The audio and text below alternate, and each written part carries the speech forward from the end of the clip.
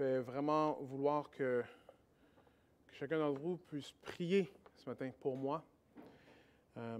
Prier que la parole de Dieu puisse parler très fortement à travers le texte qu'on a ce matin, afin que Dieu puisse parler et puisse parler à ma place. Alors prions ensemble.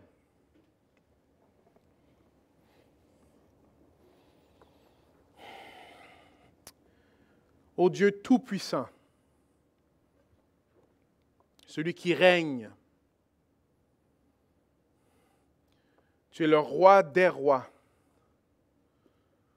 Toute puissance qui est sur la terre et dans les cieux sont données à toi, Jésus. On te doit tout, ô Éternel, que tu puisses venir nous parler ce matin. Que ton Esprit, Seigneur, puisse nous faire te voir davantage comme tu es. Seigneur, que ta gloire, Seigneur, puisse encore fondre nos cœurs, nous humilier, afin qu'on puisse se prosterner et te donner la louange, parce que tu es digne de toute louange. C'est toi qui es digne, Seigneur. Parle-nous, Seigneur. Je prie ça en ton nom. Amen. Et après cela, je vis une porte ouverte dans le ciel. Et la voix que j'avais entendue me parler au début et qui résonnait comme une trompette me dit, « Monte ici, et je te montrerai ce qui doit arriver après cela. » À l'instant, l'Esprit se saisit de moi. Et voici, il avait un trône dans le ciel. Et sur ce trône, quelqu'un siégeait. Celui qui siégeait avait l'aspect d'une pierre de jaspe et de sardoine. Un arc-en-ciel entourait le trône, brillant comme l'émeraude. Autour du trône se trouvaient 24 trônes, et sur ces trônes siégeaient 24 vieillards. Ils étaient vêtus de blanc et portaient une couronne d'or sur leur tête. Du trône jaillissaient des éclairs, des voix et des coups de tonnerre. Devant le trône brûlaient 7 flambeaux ardents, qui sont les 7 esprits de Dieu. Devant le trône s'étendait comme une mer de verre transparente, comme du cristal.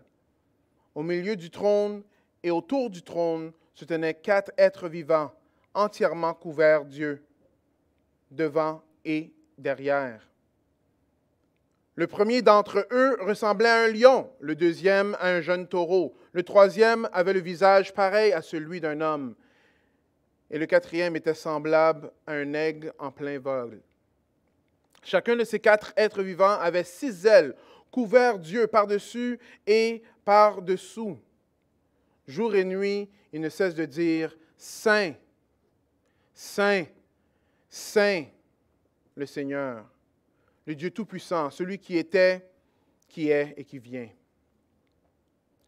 Et chaque fois que les êtres vivants présentent leur adoration, leur hommage et leur reconnaissance à celui qui siège sur le trône, à celui qui vit éternellement, les 24 vieillards se prosternent devant lui qui siège sur le trône et adorent celui qui vit éternellement. Ils déposent leur couronne devant le trône en disant « Tu es digne, Seigneur, notre Dieu, qu'on donne gloire, honneur et puissance, car tu as créé tout ce qui existe.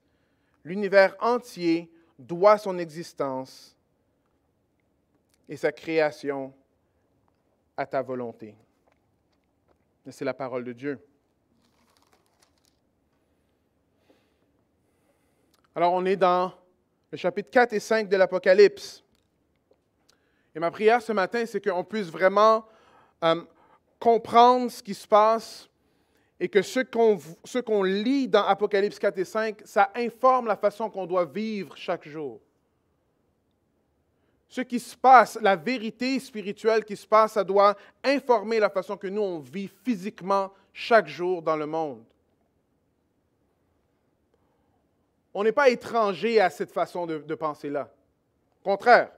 Alors, si vous louez ou si vous avez une hypothèque ou si vous avez un prêt auto, parce que vous avez des créanciers, ce que ça fait, c'est que vous allez faire attention à comment vous allez dépenser votre argent afin d'être capable de payer vos dettes, n'est-ce pas?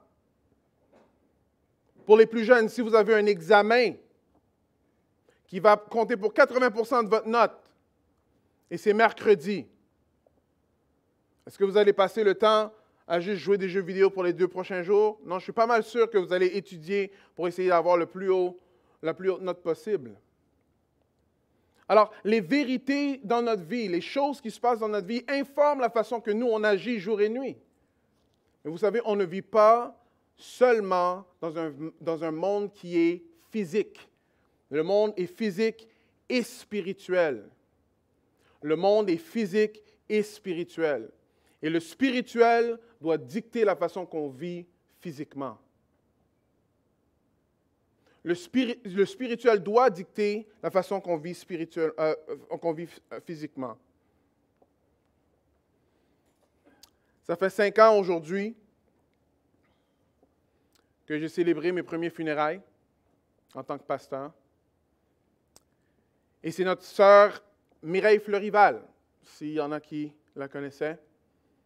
Ça fait 5 ans qu'elle nous a quittés et qu'elle est allée adorer Dieu face à face. Et j'ai des petits reminders pour chaque personne qui sont avec le Seigneur et que j'ai eu le privilège d'accompagner par la mort et aussi dans le funérailles. Pourquoi je me rappelle de ça? Parce que vous savez, mourir, c'est quelque chose qui va nous arriver tous. Si le Seigneur revient, on va tous voir l'Éternel face à face. Chacun d'entre nous, chaque humain que vous voyez sur la planète, vont voir Dieu face à face. Alors, ce que je viens juste de lire dans le texte en ce moment décrit que Dieu est sur son trône et il règne. Il est le roi des rois. Et on voit que tous les êtres sur la terre sont en train de l'adorer. Les Juifs ont quelque chose qui s'appelle le Shema, que nous aussi, on a dans le Nouveau Testament. Dans Deutéronome 6, 4 et 6, ils vont dire ceci régulièrement. « Écoute Israël, l'Éternel est notre Dieu. Il est le seul Éternel. Tu aimeras ton Dieu de tout ton cœur, de toute ton âme, de toute ta force. Que ces commandements que je te donne aujourd'hui restent gravés dans ton cœur. De tout ton être, de toute ton âme, de toute ta pensée. » Dieu nous demande de l'adorer. Quelques questions. Tes pensées sont axées sur quoi? Pendant la semaine, combien de temps que tes pensées sont axées sur le Dieu qui est sur le trône ici? Ton être est axé sur quoi? Tes passions, c'est quoi? Est-ce que c'est quelque chose qui glorifie Dieu ou est-ce que c'est simplement quelque chose qui te satisfait toi-même? Tes forces, toute ta force, c'est pourquoi que tu l'utilises, ta force? Pour simplement survivre? Frères et sœurs et amis, il y a un Dieu, il est sur le trône et on va tous le rencontrer face à face un jour. Tous.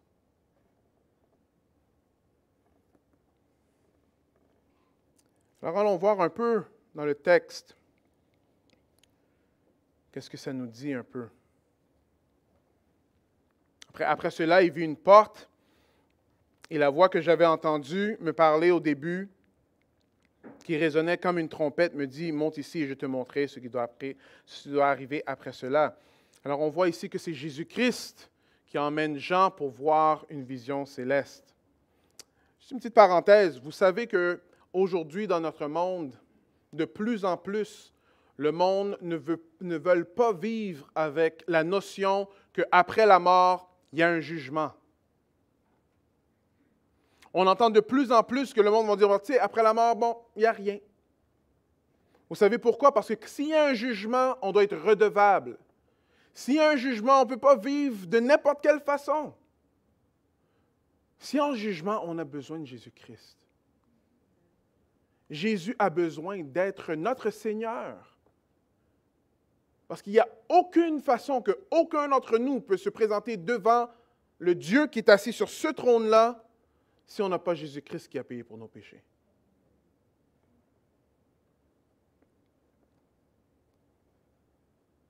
Si on n'a pas Jésus-Christ, Dieu nous dit, on va être dans la mort éternelle. Ça va être drôle ce que je vais vous dire, mais vous savez, une des choses qui est très aimant aujourd'hui, c'est de parler de l'enfer aux personnes autour de nous. Wow! Wow, preacher, là. Wow! Calme-toi un peu, là. Tu sais, l'enfer, si tu veux dire quelque chose pour que le monde devienne très malaisant, parle de l'enfer. Vous savez, c'est important de parler de l'enfer parce que c'est une réalité spirituelle. Tous vont être devant Dieu un jour. Et si on n'est pas avec Jésus-Christ, on va en enfer. C'est les réalités spirituelles. Même dans un monde athée, on voit que les sociétés les plus athées maintenant dans le monde, il y a une montée de l'occultisme. Parce qu'ils savent qu'il y a quelque chose de spirituel. Il y a plein de disciplines qui sont faites. Après, on voit qu'il y a plein de spiritualités qui sont mixées dedans. De plus en plus, on ne va pas juste simplement voir le docteur qui est à l'hôpital, on va voir d'autres docteurs qui, des fois, ont d'autres choses spirituelles qui sont attachées dedans. Pourquoi? Parce que l'humain sait qu'il n'est pas juste physique. Il y a une dimension spirituelle. Alors, frères et sœurs et amis, c'est important. Il faut qu'on parle de l'enfer. Il faut qu'on parle du ciel. Il faut qu'on parle de Jésus. Vous savez, si on enlève l'enfer dans l'équation, le sacrifice de Jésus ne fait même pas de sens. Parce que Jésus-Christ, il nous sauve de cette réalité spirituelle-là qui est l'enfer.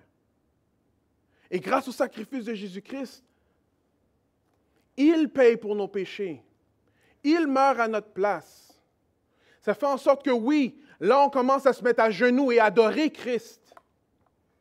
On l'aime davantage. On s'attache à lui.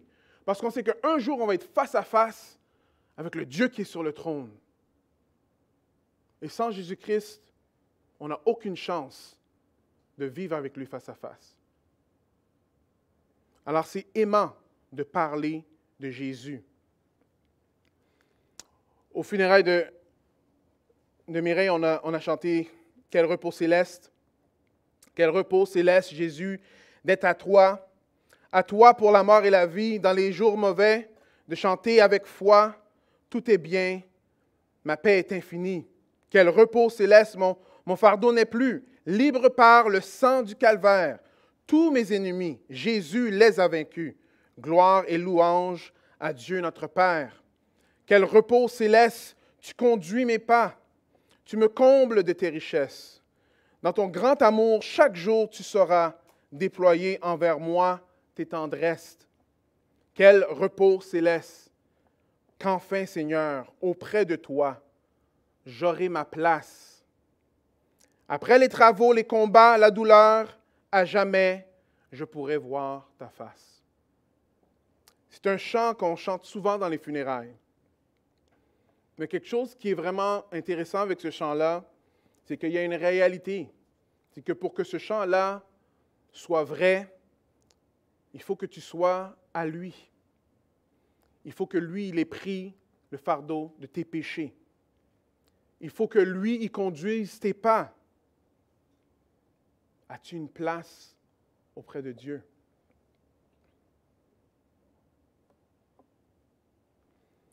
Vous voyez, il n'y a pas de repos céleste sans Jésus-Christ.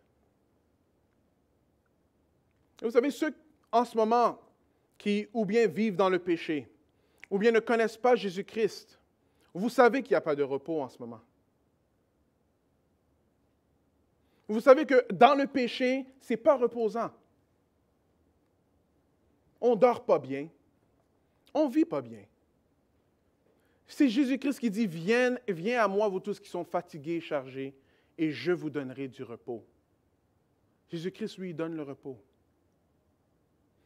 Alors on peut dire, oui, mais c'est quand même un peu strict ce que tu es en train de dire. Oui, c'est sévère, mais vous comprenez, Jésus-Christ est mort sur la croix. C'est sa vie qu'il a donnée. Il a souffert sur la croix, il a souffert sur la terre. Ce n'est pas des blagues. Mais tout ça afin que n'importe qui mette leur confiance en lui n'ont pas besoin de vivre cette mort éternelle, mais ils ont la vie avec lui éternellement. Quel repos céleste. Mais pourquoi est-ce que c'est tellement noir et blanc? Mais c'est parce que Dieu est saint. Saint. Saint. Le péché, il n'y a pas de place dans la présence de Dieu. Qui ici qui peut se présenter devant Dieu saint? Aucun d'entre nous. À moins que celui qui n'a jamais péché est mort à ta place. À moins que celui qui a vécu la vie parfaite et qui a été cloué sur la croix est mort à ma place. La seule façon de se présenter saint, c'est le saint qui est mort pour nous. Vous savez, il y en a qui ont déjà entendu ça. Mais quand ils vivent leur vie, c'est comme ils tassent Jésus de côté et on va juste rentrer Jésus quand on veut. Dieu, on ne peut pas se moquer de Dieu. Tu sais, dans ces textes-là, on va voir qu'il y a plusieurs êtres qui ont des yeux partout. Et plusieurs commentateurs expliquent que c'est parce que c'est l'omniscience de Dieu. Dieu sait tout ce qui se passe. Dieu sait tout ce qui se passe. Saint, saint, saint est le Seigneur. OK. On est arrivé dans le livre d'Apocalypse. On est arrivé dans la 3e section. Comme vous voyez, il y a 7 sections. La première section, c'était le prologue, où est-ce que Jésus-Christ se présente. Et il explique à Jean qui va lui révéler. C'est ça que Apocalypse veut dire. Ça veut dire une révélation. Après, on a vu les lettres qui étaient aux 7 églises. On est passé à travers les 7 églises. Maintenant, on est dans la scène où est-ce qu'on voit le trône de Dieu et on voit les êtres vivants qui adorent Dieu, Mais c'est intéressant que ça vient ici dans le livre. Parce qu'après avoir passé à travers les 7 églises, où est-ce qu'on voit que plusieurs avaient la misère parce qu'ils compromettaient le message ou ils compromettaient leur vie pour être capables d'avoir un peu plus de sous dans leur poche. Il y en a carrément, ils étaient en train de suivre des mensonges. Il y en a d'autres qui suivaient Dieu, mais c'était difficile. Ils souffraient.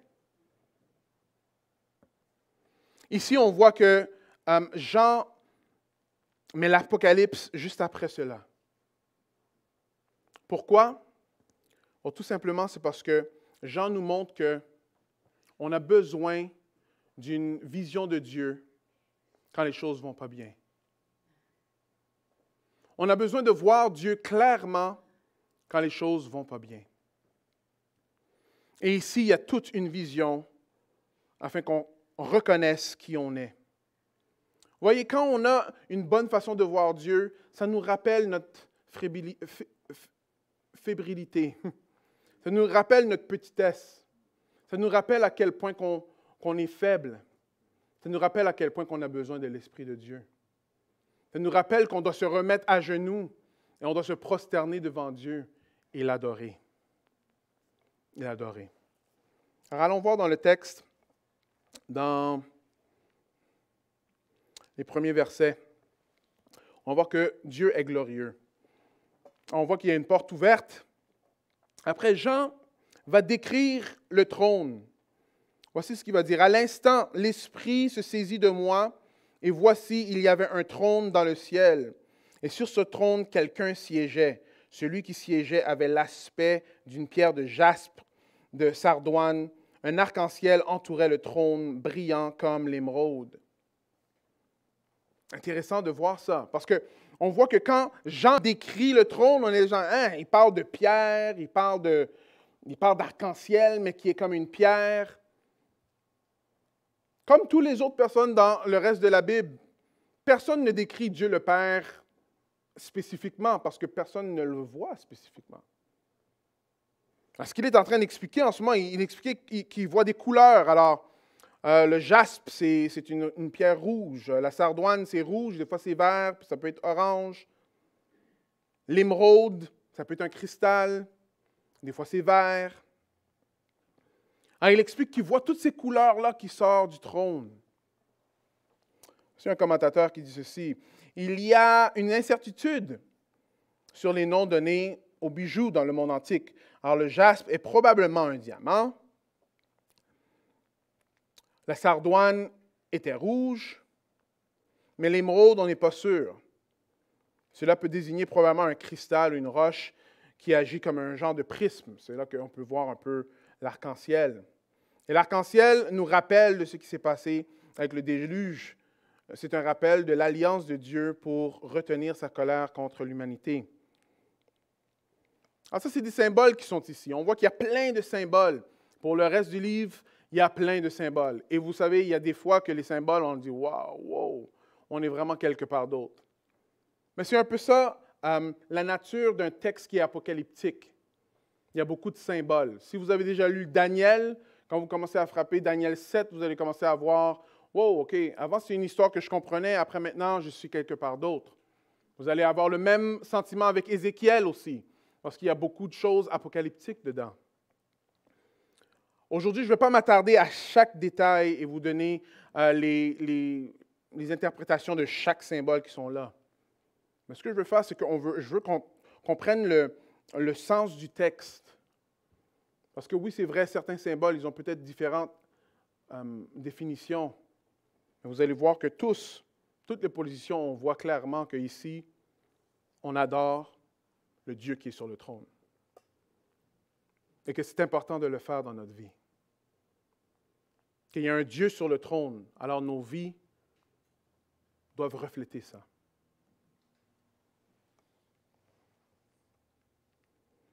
Alors le trône, c'est quelque chose qu'on voit souvent.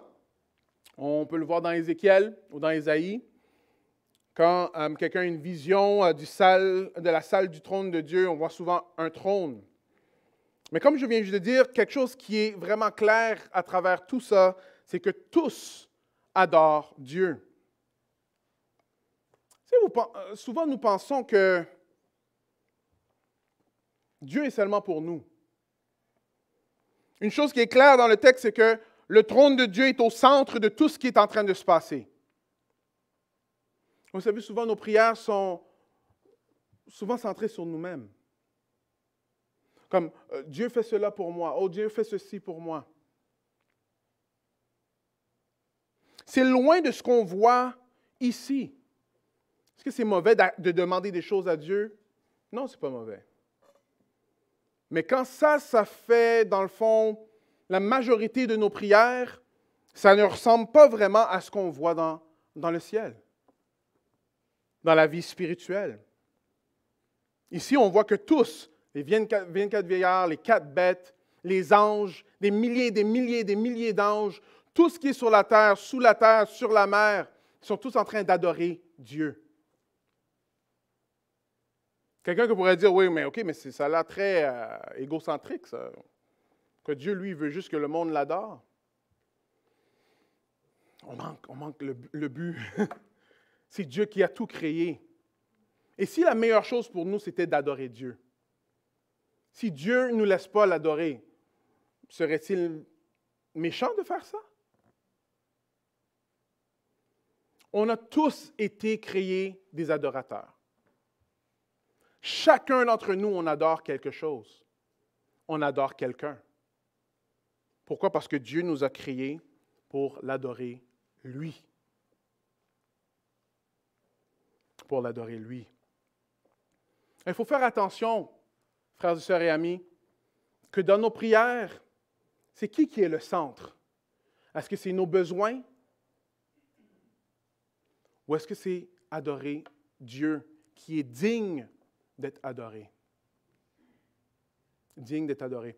Le mot adorer peut avoir l'air, mais écoute, j'ai pas d'affaires en bois chez moi, là, comme, écoute, mais adorer, c'est, où est-ce que tu mets toute ta pensée?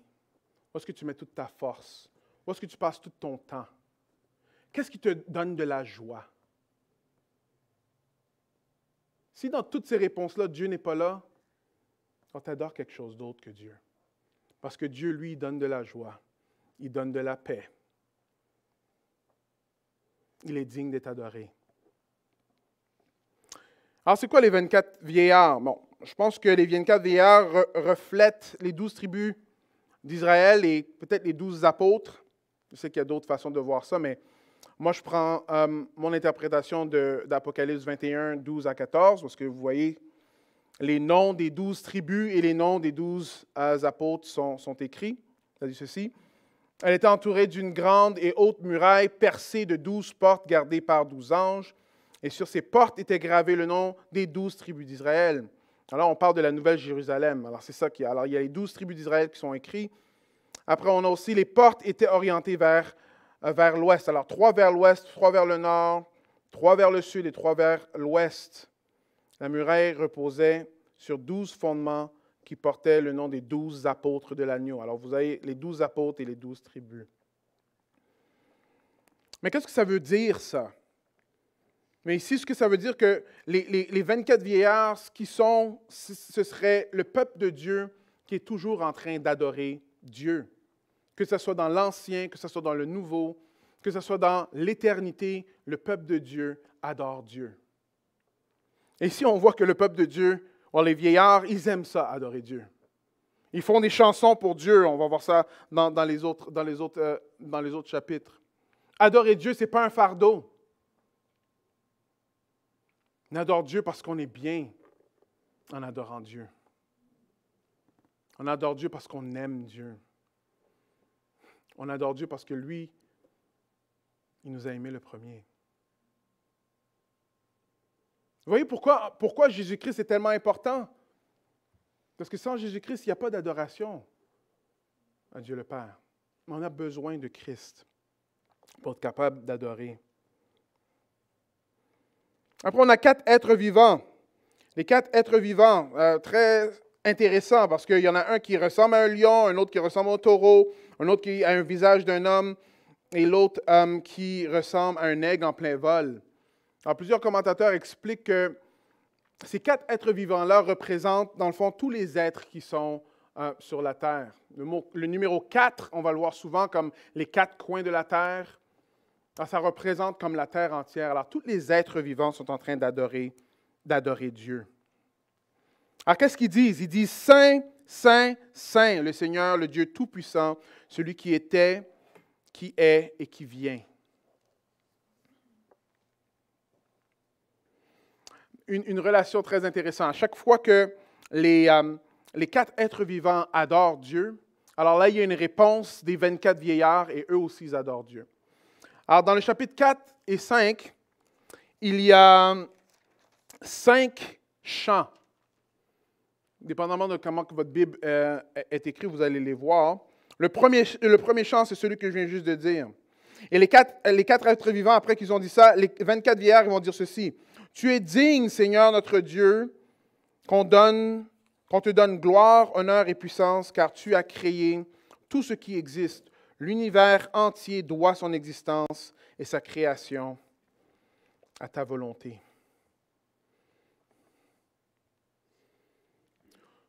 Tu lui dois ton existence. Tout ce qui existe doit leur existence à Dieu. Tu peux respirer, c'est parce que Dieu te laisse respirer. Tu peux marcher, c'est parce que Dieu te laisse marcher. Tu es vivant, c'est parce que Dieu te laisse vivre. On est des créatures, on a un créateur. On doit notre existence à notre créateur. Dans Romains 1, ça va le dire différemment, ça va dire ceci, ça veut dire du haut du ciel, Dieu manifeste sa colère comme les hommes qui ne l'honorent pas et ne respectent pas sa volonté. Il étouffe ainsi malhonnêtement la vérité. Alors ici, on voit que Dieu a une colère envers les hommes. Pourquoi? Parce qu'ils ne l'honorent pas. Ce qu'ils veulent faire, c'est qu'ils veulent écraser la vérité, ils veulent la cacher. Ils veulent garder la vérité captive, comme c'est dit dans une autre version.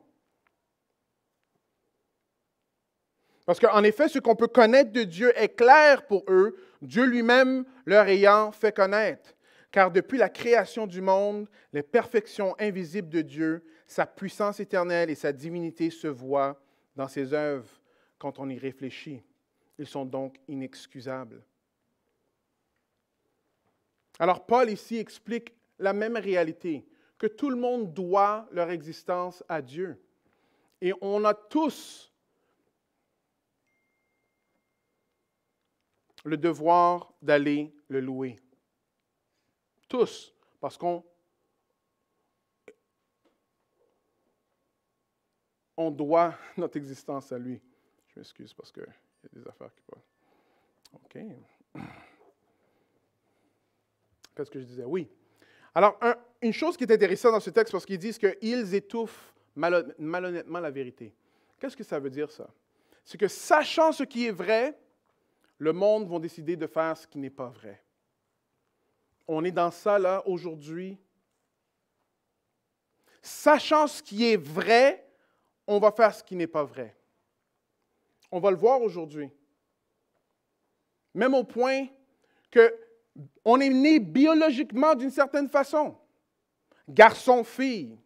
Maintenant, on est dans une ère où est-ce que, sachant même les vérités, on va s'appeler quelque chose d'autre. C'est là qu'on est aujourd'hui. Et dans Romains 1, 18, c'est très clair.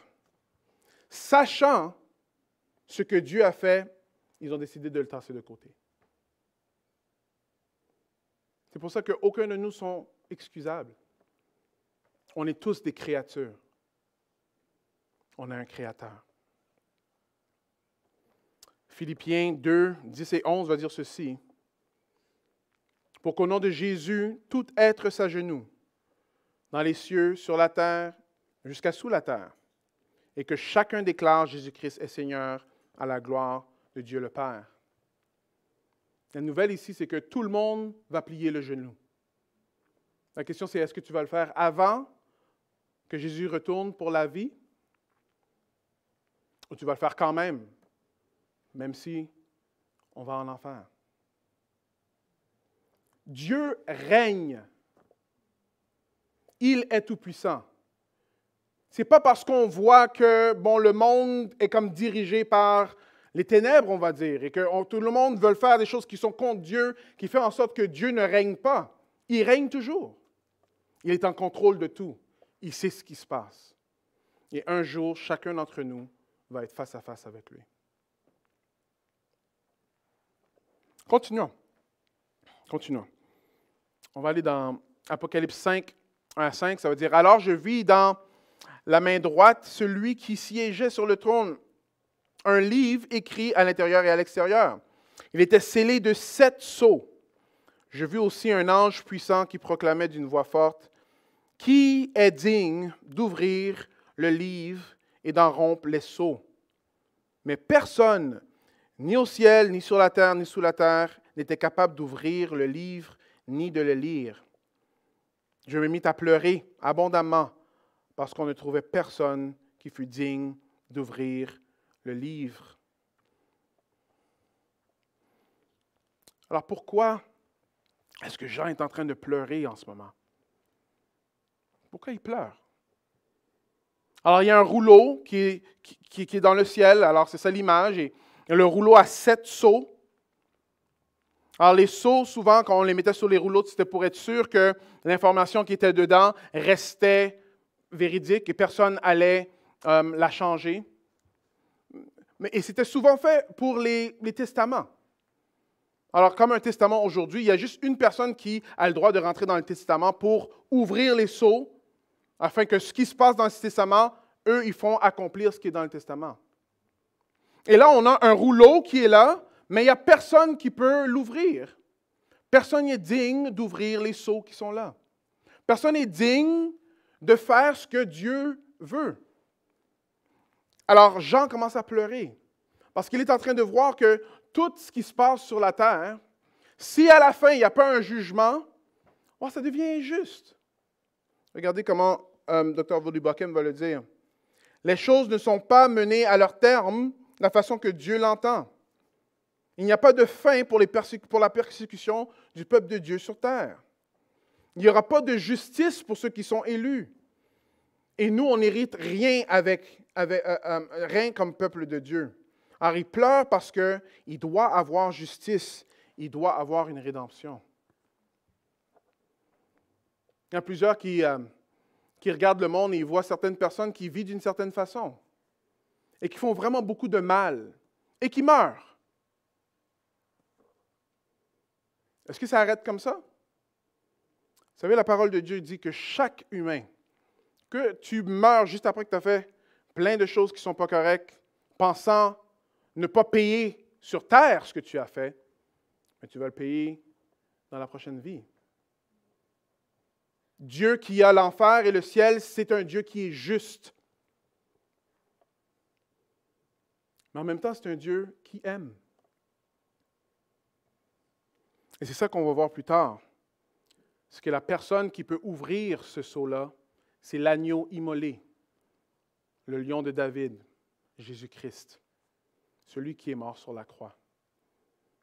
Alors, c'est ça qui se passe juste après. Alors, les vieillards disent à Jean, regarde, tu n'as pas besoin de pleurer. Verset 5. Alors, le vieillard me dit, ne pleure pas, voici, il a remporté la victoire, le lion de la tribu de Juda, le rejeton de la racine de David, pour ouvrir les 7 sceaux. Alors, j'aimerais un peu prendre un temps juste pour qu'on puisse comprendre que Jésus-Christ est le lion et il est l'agneau. On a besoin d'une façon balancée de voir comment que Jésus-Christ est. Jésus-Christ est un lion et un agneau. Souvent, on a une façon de voir Jésus comme, tu sais, l'agneau, il est doux, tu sais, le petit Jésus, celui qui meurt sur la croix, tu sais, il est faible. Jésus-Christ a un aspect qu'on voit qu'il se laisse mettre sur la croix, absolument. Mais n'oubliez pas que Jésus-Christ est aussi un lion. Quand il ne retourne pas en homme faible. Il retourne comme le roi qui règne. Jésus-Christ a les deux aspects. On l'a vu sur la terre aussi. Jésus-Christ a repris les leaders juifs, il les a appelés des hypocrites. Et on l'a vu sur la croix où il crie au Père, pourquoi Matthieu a abandonné. Et à la fin de Matthieu, il va dire, toute autorité m'est donnée, sur la terre et dans les cieux.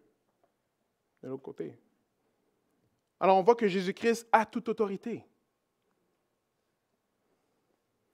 Des fois, on a une façon un peu tordue de voir Jésus. Et il faut comprendre que Jésus-Christ est le lion et il est l'agneau. Le lion, celui qui doit venir avec le nouveau royaume, et l'agneau qui est immolé, celui qui meurt sur la croix. On a besoin de voir Jésus de la bonne façon.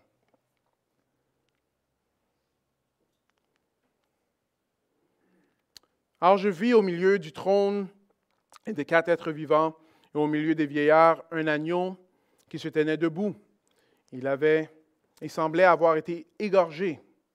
Il avait 7 cornes, 7 yeux, qui sont les 7 esprits de Dieu envoyés sur la terre. L'agneau s'avança pour recevoir le livre de la main droite, et celui qui siégeait sur le trône. Lorsqu'il eut pris le livre, les 4 êtres vivants et les 24 vieillards se prosternèrent devant l'agneau. Il avait chacun une harpe et des coupes d'or remplies d'encens qui représentaient les prières de ceux qui appartiennent à Dieu. Ils chantaient un cantique nouveau. Oui, tu es digne de recevoir le livre et d'en briser les sceaux, car tu as été mis à mort et tu as racheté pour Dieu, par ton sang répandu, des hommes de toute tribu, de toute langue, de tout peuple et de toute nation. Puis je vis et j'entendis la voix d'anges rassemblés en grand nombre autour du trône, des êtres vivants et des vieillards. Ils étaient des milliers de milliers, des millions de millions. Ils disaient d'une voix forte, « Il est digne, l'agneau qui fut égorgé, de recevoir la puissance, la richesse et la sagesse, la force et l'honneur et la gloire et la louange. » Et toutes les créatures du ciel, sur la terre, sous la terre et sur la mer, tous les êtres qui peuplent l'univers, je les entendis proclamer ceci. À celui qui siège sur le trône et à l'agneau soit louange et honneur, gloire et puissance pour toute éternité. Les 4 êtres vivants disent Amen, et les vieillards se prosternèrent et adorèrent. Le texte nous montre très clairement la centralité de l'adoration. Dieu nous appelle à être des êtres qui l'adorent lui dans tout ce qu'on fait dans nos vies. Ce qui est vraiment intéressant, c'est que quand vous passez à travers chapitre 4 et chapitre 5, on va voir qu'il y a un crescendo d'adoration. Si on commence dans le verset 8, on va voir que c'est les 4 créatures qui se prosternent. Après, dans le verset 10 du chapitre 4, on voit que c'est les 24 vieillards qui se prosternent. Après, quand on va dans le chapitre 5, verset 8, on voit que c'est les vieillards et les créatures qui se prosternent. On continue, après, on voit qu'il y a des millions et des millions et des millions d'anges qui viennent avec les vieillards et les 4 créatures pour se prosterner devant Dieu. Et finalement, toutes les créatures sur la terre, sous la terre et sur les mers, tous les êtres qui peuplent l'univers au complet, adorent Dieu. Vous voyez, Dieu est le centre de l'univers. Tout ce qu'on fait doit avoir affaire avec lui. Il y a un homme qui a expliqué que Einstein, il avait l'air d'un homme qui était quand même un homme qui était religieux. Mais quand lui, il a commencé à voir que l'univers est beaucoup plus grand que les pasteurs ou même les chrétiens pensaient, ça a probablement enlevé la crédibilité de ce que l'Église pensait de Dieu. Vous voyez ici, Dieu ne rentre pas dans notre tête. Si tout ce que Dieu est rentre dans ta tête, tu l'as probablement inventé. Parce qu'ici, on voit que Dieu nous dépasse. Dieu est bien plus grand que nous. Il est le centre de l'univers, c'est lui qui tient tout dans sa main. Une expression pour dire que s'il décide qu'on meurt tous, on meurt tous. S'il décide que genre, il n'y a plus de gravité sur la Terre, il n'y en a plus. Alors on commence à flotter. Alors quand on voit comme les rovers qui vont sur Mars, est-ce qu'il y en a qui ont vu ça sur la télévision, la petite machine qu'ils ont envoyée sur Mars? Juste 2-3 personnes? Okay. Il y a une machine qu'ils ont envoyée sur Mars et cette machine-là nous envoie des photos. On peut voir ce qui est sur Mars. Alors on voit que genre, wow, tu sais, le monde, l'univers est beaucoup plus grand que juste cette planète. Mais vous voyez, Dieu est plus grand que toutes ces choses-là.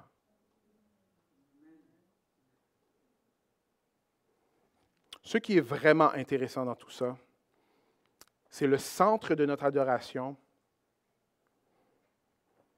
c'est Jésus-Christ. Parce que plusieurs fois, il dit que c'est lui qui est digne parce qu'il est mort sur la croix. Regardez, ça le dit ici. Oui, tu es digne de recevoir le livre, car tu as été mis à mort et que tu as racheté pour Dieu tous les peuples. Il est digne l'agneau qui fut égorgé de recevoir la puissance, la richesse et la sagesse. À celui qui siège sur le trône et à l'agneau soit louange et honneur, gloire et puissance. Je ne sais pas où est-ce que tu es aujourd'hui. Je ne sais pas où est-ce que tu en es avec Jésus-Christ. Je ne sais pas où est-ce que tu en es avec Dieu. Mais une chose qui est très claire ici, c'est que chaque être vivant va être face à face avec ce Dieu-là qui est sur le trône ici. Et la seule façon d'être devant ce Dieu-là et pas être envoyé en enfer, c'est d'avoir Jésus-Christ qui meurt à ta place. Vous voyez, Jésus-Christ est digne parce qu'il est mort sur la croix. Il a pris nos péchés sur la croix. Ici, ce n'est pas n'importe quoi. La puissance, la richesse, la sagesse, la force, l'honneur, la gloire, la louange, tout ça est dû à Jésus-Christ. Alors, qu'est-ce que ça veut dire pour nous? Prends-tu le temps d'adorer Dieu? C'est quoi ta raison d'être?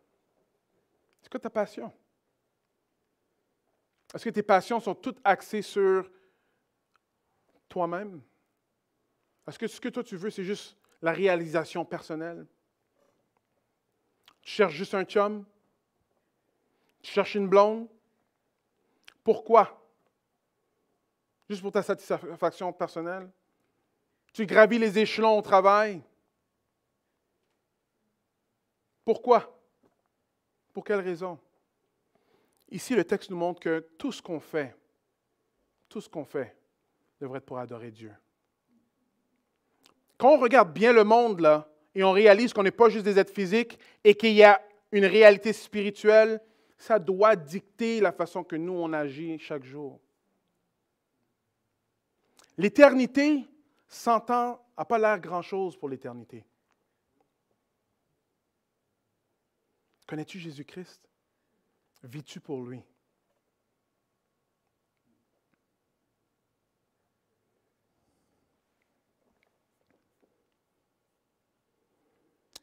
Je vais relire le texte, après on va terminer par un mot de prière qui dit ceci.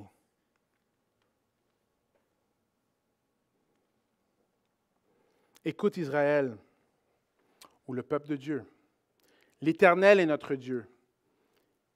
Il est le seul éternel. Tu aimeras l'Éternel, ton Dieu, de tout ton cœur, de toute ton âme, de toute ta force. Que ces commandements que je te donne aujourd'hui restent gravés dans ton cœur. Si tu luttes avec le péché, tu as besoin de voir vraiment comment que Dieu est. Si tu vois que le péché, il n'y a pas de solution, tu as besoin de te tourner vers Jésus-Christ, parce que c'est lui qui est la solution. Si tu penses que tu pries à Dieu, mais tu n'as pas Jésus, Dieu ne t'entend pas. Jésus dit, « Je suis le chemin, la vérité et la vie. Nul ne vient au Père que par moi. » Tu as besoin de Jésus pour adorer ce Dieu ici. Prions ensemble. Ô Père éternel, merci. Merci pour ta parole. Merci pour cette